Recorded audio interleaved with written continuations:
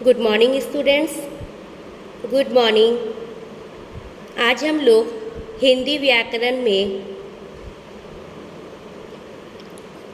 मुहावरे को पढ़ेंगे।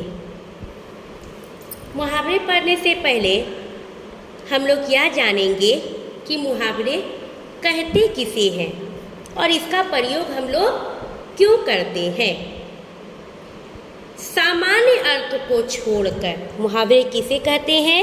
सामान्य अर्थ को छोड़कर विशेष अर्थ देने वाले शब्द समूह या वाक्यांश को यानी वाक्य के अंश को मुहावरा कहते हैं।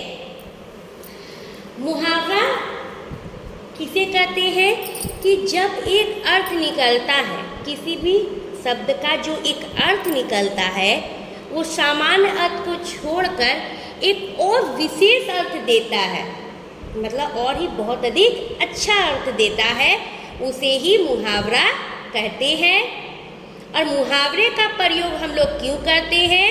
मुहावरे का प्रयोग हम लोग किसी बात को बहुत अधिक दबाव के साथ बोलने के लिए, उसकी सुंदरता को बढ़ाने के लिए हम लोग वाक्यों में मुहावरे का प्रयोग करते हैं। इसके बाद हम लोग कुछ मुहावरे के अर्थ और उनका वाक्य में प्रयोग करके पढ़ेंगे, देखेंगे। अंत पाना, इसका क्या अर्थ होता है? भेद पाना। भगवान का अंत कौन पा सकता है? क्या है? वाक्य है कि भगवान का अंत कौन पा सकता है। जब भी हम लोग मुहावरे को वाक्य में प्रयोग करते हैं तो वाक्य में मुहावरा का ही वर्ड आता है, बल्कि अर्थ जो है वो नहीं प्रयोग किया जाता है। तो भगवान का मतलब भगवान के भेद को कोई भी नहीं जान सकता है, इसलिए वाक्य बनाया गया है कि भगवान का अंत कौन पा सकता है। अब तब करना, बहाना करना। कुछ लोगों की अब तब करने की आदत होती है, मतलब जब किसी लोगों को हम लोग कोई काम कर देते हैं और वह काम नहीं करना चाहता है, उसके लिए बहाना कर खोजता है, तो लोग बोलते हैं क्या आप उस काम को करने के लिए अब तब कर रहे हैं, मतलब बहाना कर रहे हैं। इसलिए बोला गया है कि कुछ लोगों की अब तब करने की आदत होती है। इन कुछ लोगों में कौन है? जो कामचोर लोग होते हैं, जिन्हें काम करना पसंद नहीं होता है और उन्हें कुछ काम दे दिया जाए तो उस काम को ना करने के लिए लोग बहाना करते हैं, अब तब करने लगते हैं कि अब करेंगे तब करेंगे, ऐसा शब्द इस्तेमाल करने लगते हैं। अपना उल्लू सीधा करना, अपना स्वार्थ में सिद्ध करना। अपना उल्लू सीधा करना मतलब अपने स्वार्थ के लिए कोई काम करना। स्वार्थी व्यक्ति अपना उल्लू सीधा करने ही लगे रहते हैं। जो सेल्फिश व्यक्ति होते हैं वो क्या करते हैं? अपना ही उल्लू सीधा करने लगते हैं, मतलब अपना ही काम निकालने की कोशिश करने लगते हैं। आंखें खुलना, होश आना। काम बिगड़ जाने के बाद आंखें खुलने से क्या फायदा?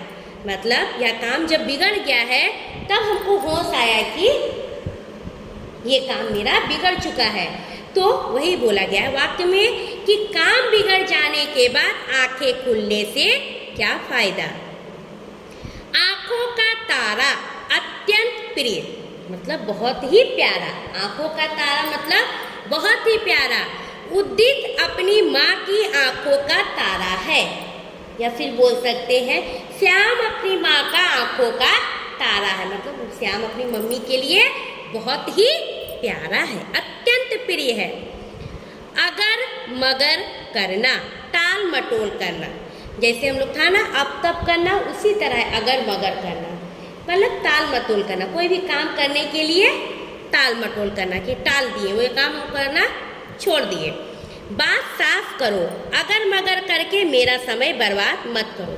मतलब एक बात साफ करो कि तुम यह काम कर सकते हो कि नहीं, ये मत करो कि अगर तुम कर देते तो ज़्यादा अच्छा रहता, ये सब मत बोलो। ये सब करने से क्या होता? काम को तुम लोग क्या कर रहे हो? टाल मटोल कर रहे हो।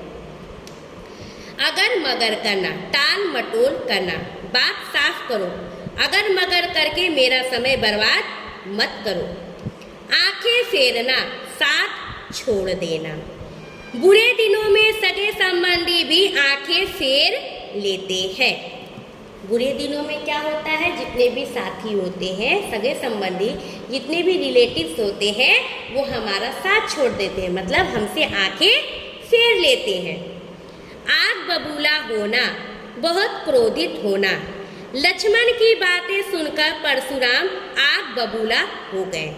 आग बबूला होना मतलब बहुत अधिक गुस्सा करना, कोई भी बात सुनकर बहुत अधिक क्रोधित होना। अपने पैरों पर खड़ा होना, स्वावलंबी होना। पढ़ लिख कर अपने पैरों पर खड़े होने का प्रयास करना चाहिए। हमें पढ़ लिख कर अपने पैरों पर खड़े होने की कोशिश करनी चाहिए। स्वावलंबी होना मतलब सेल्फ डिपेंड होना, खुद किसी भी काम को करने की शक्ति रखना, अपने पैरों पर खड़ा होना। अंग अंग ढीला होना, बहुत थक जाना। कड़ी मेहनत करने के कारण उसके अंग अंग ढीले हो गए, मतलब बहुत अधिक मेहनत करना। अंग अंग ढीला होना मतलब बहुत अधिक मेहनत करना। वो बहुत अधिक मेहनत किया है जिससे उसका अंग अंग क्या हो गया, ढीला हो गया, बहुत अधिक थक गया है। अक्ल से पैदल होना, बुद्धिहीन होना। वह तो अक्ल से पैदल है, अन्यथा परीक्षा के दिनों में भी इस तरह नहीं घूमता। बुद्धिहीन होना, अक्ल से पैदल होना मतलब बुद्धिहीन होना, कोई भी काम करना उसमें बुद्धि का इस्तेमाल नहीं करना। अब परीक्षा का दिन है, परीक्षा चल रहा है, लेकिन वो दिन रात इधर उधर घूम रहा है, तो उसका अक्ल क्या हो गया, पैदल हो गया, मतलब उसका बुद्धि भ्रष्ट हो गया, उसका बुद्धि काम नहीं कर रहा है। वह तो अक्ल से पैदल है, अन्यथा नहीं तो परीक्षा के दिनों में इस तरह इधर उधर घूमता। फिर है आंखें खुली की खुली रहना, हैरान होना। कोई भी बात सुनकर हमारी आंखें क्या होती, फट जाती, खुली खुली रह जाती है। तो अक्षरधाम की सुंदरता देखकर मेरी आंखें खुली की खुली रह गई। तो कोई सुंदरता देखे, बहुत अच्छी प्राकृतिक सुंदरता देखते हैं तो कैसा लगता है, वाह कितना सुंदर दृश्य है, कितना सुंदर जलप्रपात है, वाटरफॉल है। तो ये सब देखकर क्या होती है, हमारी आंखें खुली की खुली रह जाती, हम लोग हैरान में हो जाते, हैरानी से देखने लगते हैं। ईद का चांद होना, बहुत परीक्षा के बाद दिखाई देना। मैं इतने दिनों से तुम्हारी राह देख रहा था, लेकिन तुम तो ईद का चांद हो गए। ईद के चांद की क्या विशेषता होती है कि रमजान के महीनों में 28 दिनों के बाद ईद का चांद बहुत पतला सा दिखाई देता, बहुत ही पतला, और वो जब तक नहीं दिखता है तब तक मुस्लिम समुदाय में ईद नहीं मनाया जाता है। तो इसीलिए बोला गया ईद का चांद होना, मतलब बहुत इंतजार के बाद दिखाई देना। ये बता रहा है वाक्य क्या, कि मैं इतने दिनों से तुम्हारा इंतजार कर रहा था कि तुम अब आओगे, लेकिन ऐसा लगता है कि तुम तो ईद का चांद ही हो गए, मतलब आने का नाम ही नहीं ले रहे हो। ईद से ईद बजाना, करारा जवाब देना। क्या होता है, ईद से ईद बजाना मतलब करारा जवाब देना, कोई ऐसा बात बोलना जिसका उत्तर बहुत ही अच्छे तरीके से देना, तमाचेदार उत्तर। भारतीय सेना हर परिस्थिति में दुश्मनों की ईंट से ईंट बजाने की क्षमता रखती है। मतलब भारत की सेना क्या करती है, दुश्मनों के सामने, दुश्मनों से जो मुकाबला करती है तो ऐसा क्षमता रखती है, ऐसा अपने में पावर रखती है कि वह ईंट से ईंट जवाब दे देगी। उल्टी गंगा बहाना, नियम के विरुद्ध कार्य करना। आप मुझसे बड़े हैं, मेरे सामने हाथ जोड़कर उल्टी गंगा ना बहाइए। उल्टी गंगा बहाना मतलब नियम के विरुद्ध कार्य करना, कोई भी ऐसा काम करना जो कोई भी रूल्स के, नियम के अगेंस्ट में। जैसे समाज का यह नियम है कि हम लोग बड़े व्यक्ति जो हमसे बड़े होते हैं उससे हम लोग सम्मान के लिए प्रणाम करते हैं, पाँव छूते हैं। लेकिन जब वही बड़े लोग जो हमसे बड़े हैं, उम्र में बड़े हैं, वो अगर छोटे का पाँव छूते हैं तो ये कौन सा काम हुआ, नियम के विरुद्ध काम हुआ। यानी इससे क्या हो रहा है कि उल्टी गंगा बह रही। उल्टी गंगा बहना मतलब नियम के विरुद्ध कार्य करना। आप मुझसे बड़े हैं, मेरे सामने हाथ जोड़कर उल्टी गंगा ना बहाइए। 19-20 का अंतर बहुत साधारण सा अंतर। दोनों भाइयों की लंबाई में 19-20 का अंतर है। एड़ी चोटी का जोड़ लगाना, कठिन परिश्रम करना। परीक्षा में प्रथम आने के लिए उसने एड़ी चोटी का जोड़ लगा दिया। बहुत अधिक मेहनत करना, बहुत कठिन परिश्रम करना, और परीक्षा में क्या होने, उत्तीर्ण मतलब पास होने के लिए वो क्या किया, अपना पूरा एड़ी चोटी लगा दिया, वो बहुत अधिक मेहनत किया। कान खड़े होना, सचेत होना। रात में जरा सी आहट होने पर ही टॉमी के कान खड़े हो जाते हैं। जैसे रात में किसी की आवाज़ आती है, टॉमी यहाँ कुत्ते का नाम है, तो कुत्ता टॉमी कुत्ता क्या होता है, सचेत हो जाता है, मतलब देखने लगता है, कान खड़ा करने लगता है कि किधर से वह आवाज़ आई है। कान पर जू ना रेंगना, कुछ भी असर ना होना। पिता के बहू समझाने पर भी उसके कान पर जू ना नहीं देगी, मतलब कोई भी बात हम किसी को समझाते हैं लेकिन उसके कान में जरा सी भी जू नहीं रेंगती, मतलब कुछ भी असर नहीं होता मेरी बातों का, तो उसे कहा है कि कान पर जू रेंगना। खून पसीना एक करना, कड़ी मेहनत करना।